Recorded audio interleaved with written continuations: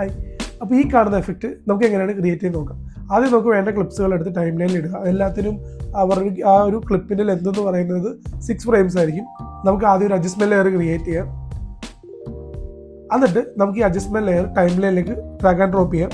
എന്നിട്ട് അതിൻ്റെ സ്പീഡ് നമുക്ക് 0.4 ആക്കാം.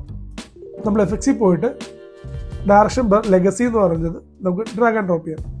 എഫക്ട്സ് കൺട്രോളിൽ പോയിട്ട് അതിൻ്റെ ഡയറക്ഷൻ നമുക്ക് 70 ആക്കാം. എന്നിട്ട് ഈ ക്ലിപ്പിൻ്റെ രണ്ടാമത്തെ ഫ്രെയിമിൽ, അതായത് അഡ്ജസ്റ്റ്മെൻറ്റ് രണ്ടാമത്തെ ഫ്രെയിമിൽ നമുക്ക് ബ്ലർ ലെന്ത് 70 ആക്കി കീ ഫ്രെയിം കൊടുത്തിട്ട് നമുക്ക് സ്റ്റാർട്ടിങ്ങിൽ 0 ആക്കാം, എൻഡിൽ 0 ആക്കിയിട്ട് അത് വെക്കാം.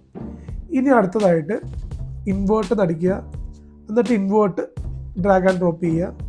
എന്നിട്ട് നമുക്ക് RGB എന്ന് അടിക്കുക. RGB സ്പ്ലിറ്റ് അതും ഡ്രാഗ് ആൻഡ് ഡ്രോപ്പ് ചെയ്യുക. എന്നിട്ട് കറക്റ്റ് രണ്ടാമത്തെ ഫ്രെയിം ആകുമ്പം M നക്കി നമ്മൾ മാർക്ക് ചെയ്യുക. എന്നിട്ട് ഇത് നമ്മൾ ആദ്യമേ എല്ലാ ക്ലിപ്പിനും നടുക്കൊണ്ട് വെക്കുക. അപ്പോൾ ദാറ്റ്സ് ഓൾ. ഇത്രയും പെട്ടെന്ന് ഇങ്ങനെ നല്ലൊരു ട്രാൻസിഷൻ നമുക്ക് ചെയ്യാൻ പറ്റും. അപ്പോൾ അടുത്ത വീഡിയോ ആയിട്ട് കാണാം. ബൈ.